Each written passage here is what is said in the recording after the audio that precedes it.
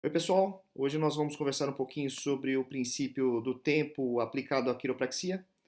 Esse trabalho que eu escrevi é todo baseado nos estudos do Dr. Fred Bard, que é o quiropraxista que lida com filosofia, assim, que eu acho mais interessante o jeito que ele escreve, é mais próximo da realidade, é mais próximo do entendimento.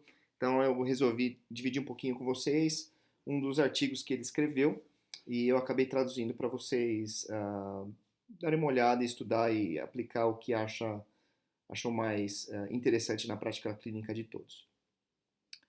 Uh, não existe processo que não requer tempo. Essa é a máxima que a gente tem que pensar na hora que vai determinar alguma coisa, determinar uma, uma, o como explicar para o paciente que ele precisa ter paciência. Uh, o princípio do tempo é o número 6 dos 33 princípios, e eu costumo sempre associar tudo que eu faço na minha prática clínica aos princípios. É uma das coisas que eu estou trabalhando com os alunos hoje, numa das disciplinas que eu leciono. Eles têm um desafio interessante, eu sugiro vocês fazerem o mesmo desafio. Pegar os 33 princípios e extrair os mais importantes, que, para na opinião de vocês, os mais fáceis de serem entendidos, e criar uma forma de palestra e o Report of Findings. Então, esse é com certeza um princípio fundamental de ser colocado em qualquer palestra e de ser entendido, de ser discutido à exaustão. Não é razoavelmente possível qualquer processo acontecer sem a unidade do tempo envolvida. Se a gente olhar no mundo, não existe nada que não envolva tempo. Nada é imediato. A cura também não é uma exceção a essa regra. Acontece que a gente tem um bombardeamento de informação, de informações, uma constante exposição ao marketing de resultado rápido e as pessoas acabam sendo iludidas e envolvidas nesse processo, como a gente vai discutir ao longo da nossa conversa de hoje. O paradigma social que vivemos hoje é o descartar ou corrigir. Hoje você tem um problema, ou você tem algo que não funciona, você simplesmente descarta. Né? Então, a ideia e o ensinamento que é dado às pessoas hoje é que se não funciona, joga fora. E a gente não pode fazer isso com o corpo humano, a gente tem que corrigir. As pessoas vêm com essa mentalidade pensando na própria condição e confundem as coisas. Não, na verdade, com o corpo não existe isso. Não tem como a gente acelerar um processo que tem o seu tempo ideal.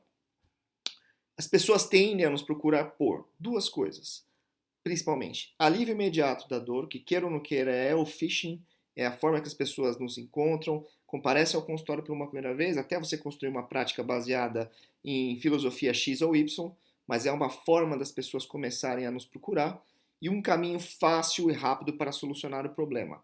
Elas tendem a buscar as pessoas que teoricamente conseguem solucionar o problema com menor tempo, o que nem sempre isso se traduz numa qualidade de resultado palpável ou real. A humanidade tem como característica quatro coisas.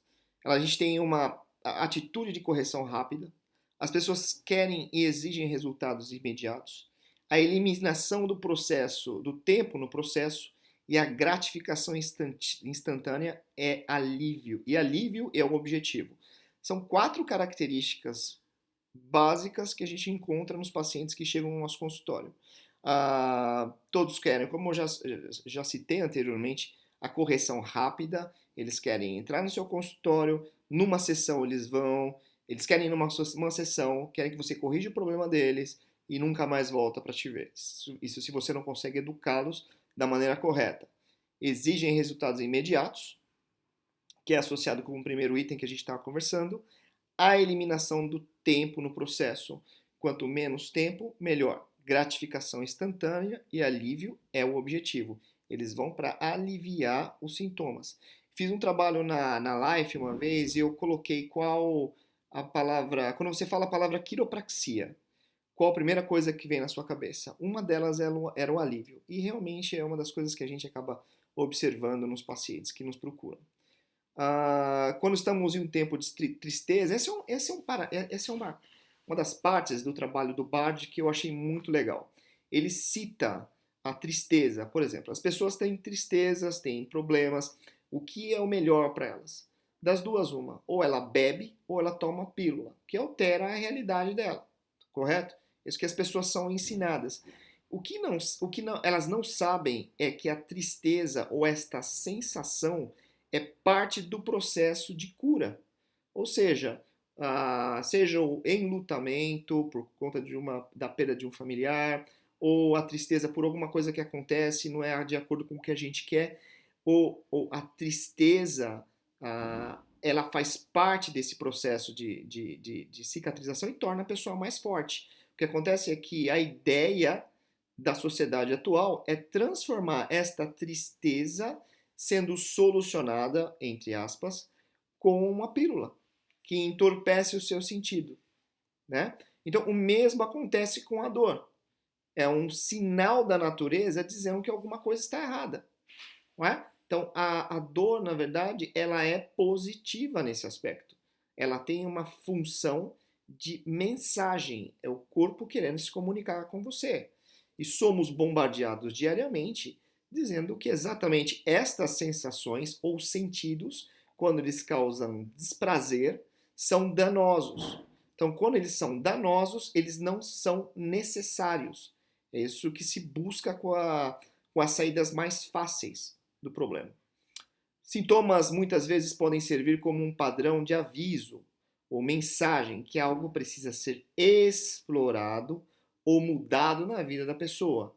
Então, a ideia dos sintomas é ensinar o ser humano ou ensinar-nos que alguma coisa deve se mudar. Em virtude da doença ser um mensageiro, se tratamos somente suas manifestações físicas ou a mensagem, isso pode atrasar ou continuar a ocorrer até a mensagem ser atendida ou não. Não preciso nem dizer o final disso. Mas quando a pessoa tem dor, nos procura, tem algo que a incomoda e a gente busca só eliminar o sintoma, você cala, você recebe a mensagem do mensageiro, só que a gente não escuta essa mensagem. O mensageiro continuará lá, que é a doença. Agora, só calando a mensagem não há como conseguir solucionar o problema. Não é? Então, o quiropraxista tem essa função. E é aí que a gente entra, como a gente vai ver já já. Se tratamos somente a dor, o problema vai continuar resultando em danos teciduais e o avanço do processo patológico, que é a bola de neve. A gente conversou no slide anterior, de certa maneira. Exatamente nesse ponto que os cuidados quiropráticos entram. Se a gente pensa que o ajuste quiroprático é somente para o alívio da dor, estamos enganados. O fato é, temos um bom resultado com dor. E isso é o canto da sereia. Quer dizer, deixa a gente, atrai a gente para esse balaio de gato, vamos dizer assim, e a gente acaba sendo engolido por isso. A quiropraxia ela não é para o alívio da dor. Ela não tem essa função, mesmo tendo resultado expressivos com os pacientes. O ajuste, na verdade, o que ele faz? Ele reduz a pressão sobre o nervo causado pelo complexo de subluxação vertebral, que eu vou falar já já. Quando o ajuste é feito de maneira apropriada, propicia a força nervosa, ou, que é o termo que eu acho legal usar também, ou a inteligência inata, como alguns gostam de usar o termo, a manifestação da inteligência inata, ou o impulso mental, não importa. A força nervosa comece o processo de reparo tecidual. É isso que a gente busca com o ajuste. O início desse reparo. Natureza toma tempo, cura também toma tempo. Doutores, né, os DCs, os Doctor of Chiropractic, podem remover os obstáculos, porém somente o corpo pode se curar. Então você imagina uma represa com toda aquela energia presa. O que o quiropraxista faz é liberar aquela energia contida com o ajuste para que aquele fluxo de vida consiga se espalhar pelo corpo. E é isso que a gente faz. Paciente, seja paciente. Fatores determinantes no tempo de cura: idade do paciente, saúde geral do paciente, cronicidade, local onde o paciente vive e trabalha, o quanto o paciente irá seguir suas orientações e participar do tratamento. Boa vontade. Eu costumo dizer assim, você tem 7 dias na semana e você dedica 2 horas, digamos assim, durante a semana para me visitar. Não é uma competição justa, né? Então, e mesmo assim a gente tem um resultado fantástico. Mas se o paciente não participa do processo, ele tem a boa vontade, se ele não busca um ambiente adequado de trabalho e de vida, e quanto mais tempo ele demora para te curar, pior é o prognóstico. A saúde geral já é debilitada, ele já te procura com um monte de doença como concomitante. E a idade também, lógico, a gente sabe que a gente vai envelhecendo, vai ficando mais difícil do corpo. A gente é mais velho e leva mais tempo para se curar. Essas coisas interferem diretamente no resultado e na melhora do paciente. Maior abuso do corpo com drogas, má alimentação, tabagismo, dentre outros hábitos, mais tempo para o corpo se equilibrar. Note que o corpo, nesse artigo e nesses trabalhos que eu li, eles falam muito nesse corpo se equilibrar. A gente não fala cura, mas não só cura, mas fala o corpo buscar o seu equilíbrio perfeito. E é isso que ele faz em ciclos, como a gente vai explorar um pouquinho mais para frente. Subluxação, essa é uma definição um pouco mais antiga, mas quanto mais a gente souber diferentes formas de entender a subluxação, mais fácil fica a gente explicar para os pacientes. Temos 31 pares de nervos que são emitidos pela coluna vertebral, né? Os nervos se comunicam com cada órgão e tecido do corpo humano. Tudo se comunica com esses 31 nervos.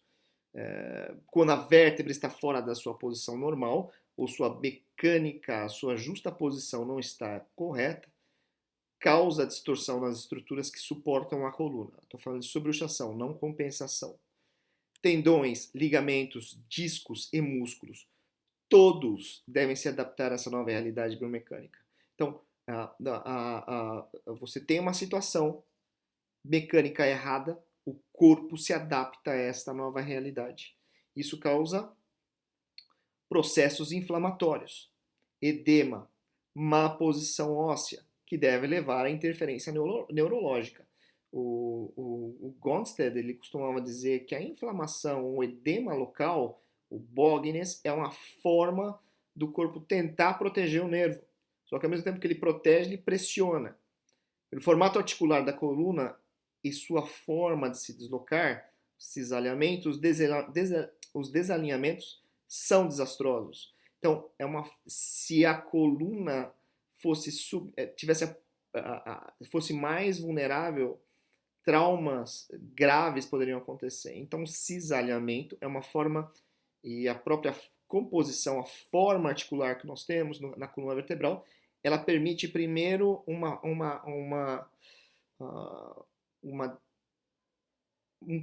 forma, como é que eu posso dizer isso? Uma maneira, a coluna ela não chega a afetar a medula de uma maneira que o corpo perca a sua função locomotora ou a função vital. Para isso precisa de um trauma muito grande, vamos dizer assim.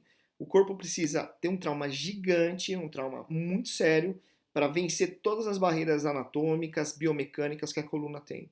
Então, antes disso, a gente tem os deslocamentos que conhecemos como, vamos dizer assim, subluxação. Apesar de eu não concordar muito, é a forma que o mais didática da gente explicar para as pessoas.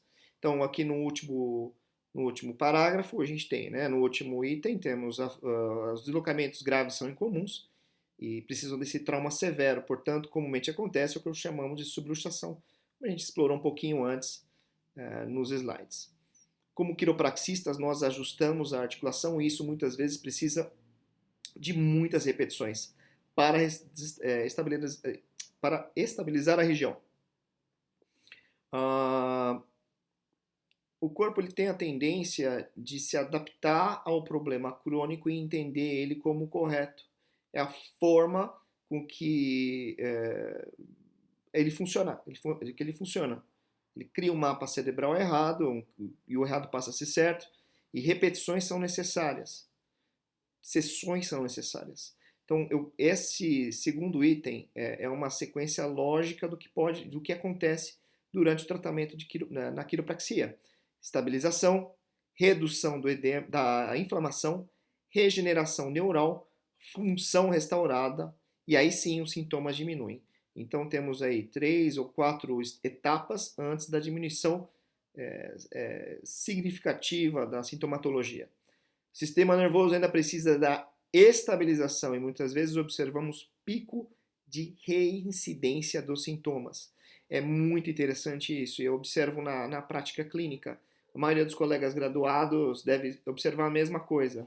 Quando estamos tratando de pacientes, eles apresentam ciclos de melhora e piora. Muitos melhoram exponencialmente nas primeiras sessões ou na primeira sessão e apresentam uma perda significativa de resultado nas demais. Isso é normal acontecer. Não é a primeira, a segunda, a terceira vez. Isso sempre aconteceu. Já tem muito professor meu com 40, 50, 60 anos de experiência. Acredite, eu tinha um professor com quase 60 anos de experiência. Era a mesma coisa. O milagre da criação, ele dura 9 meses, correto? Você criar uma nova vida é um ciclo de 9 meses, se for correto. Finalizado a partir de mais ou menos 18 anos, não é? Vamos dizer assim, como um standard point. A sua plenitude demora 18 anos. Então a gente tem 9 meses, mais 18 anos para atingir a plenitude do desenvolvimento. Não é uma coisa que acontece do dia para a noite. Por mais que a gente queira, você não consegue acelerar o processo de crescimento de ninguém.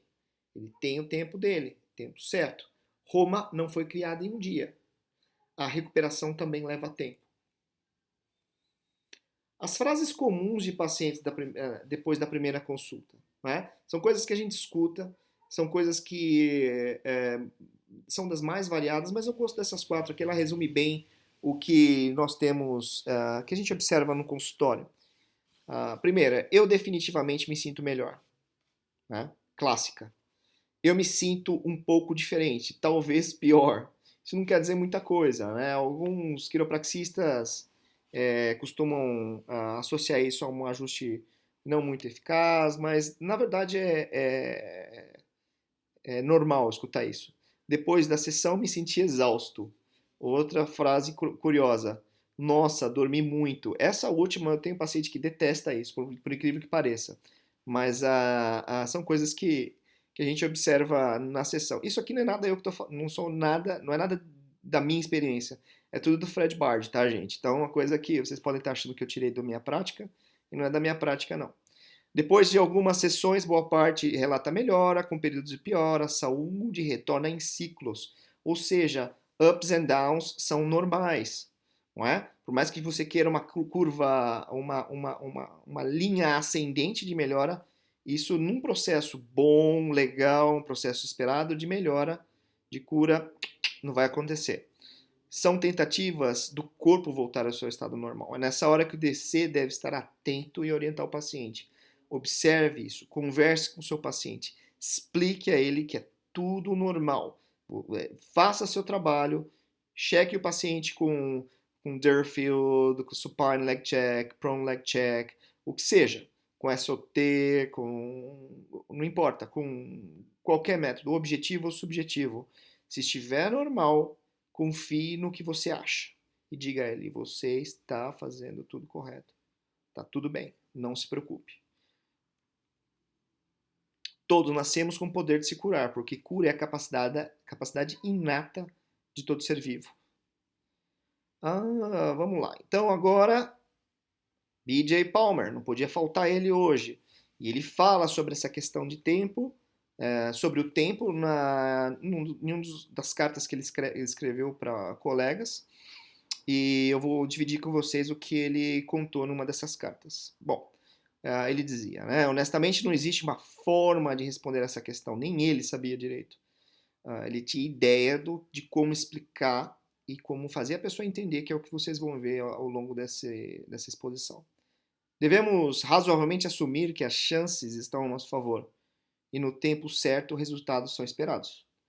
Eu estou em constante comunicação com milhares de casos que estão sob os cuidados de nossos estudantes. Ponto. Ele tinha um controle muito grande sobre. Ele se comunicava muito com os estudantes, né, da Palmer, e ele recebia muitas cartas, muitos contatos, e vocês vão ver que ao longo do texto tem muita coisa que a gente vê ainda hoje. Natureza humana é a mesma em qualquer parte do mundo. Eu compreendo que todos os pacientes nos procuram com condições crônicas e já passaram com todos os tipos de doctors e tentaram de tudo. Não é o que a gente passa por hoje, é isso que chega no nosso consultório, gente. Então nunca vai mudar isso, isso já é coisa nossa. Todo quiropraxista é um ser humano e ele deseja dizer ao paciente com toda a honestidade quanto tempo vai durar ou vai ficar bom. A cura é um esforço da inteligência inata e não podemos ditar o tempo que ela deve terminar o trabalho. É ela que sabe, ela é a chefe. Ninguém acelera ou diminui, você remove o obstáculo para ela funcionar na sua plenitude. O quiropraxista, pelo ajuste, abre esta porta, que está fechada ao processo, e a inteligência inata começa o seu trabalho. O tempo que ela demora depende do quanto o corpo está danificado e precisa ser reparado. Essas forças que são construtivas e destrutivas estão no nosso corpo e necessariamente governam o processo de ficar melhor. Ou seja, qual a força prevalece no seu corpo? A construtiva ou a destrutiva? Isso vai ditar o tempo que você vai ficar ruim ou bom.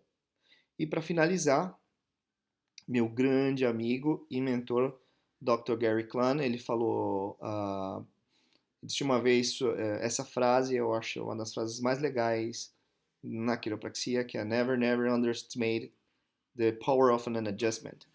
Por quê? Temos essa tendência, infelizmente, de diminuir o que a gente faz, não é? E não há o porquê de fazer isso. O ajuste ele é forte, o resultado dele é muito grande, se feito de uma maneira bacana, uma maneira clínica. E o legal da quiropraxia é isso, não existe limites para a sua prática, né? Quem põe o limite no que você faz é você mesmo. Quiropraxia pode ser uma bênção ou uma maldição, depende de como você a constrói. Bom, para mim está sendo uma bênção. Um abraço para todos e até a próxima aula.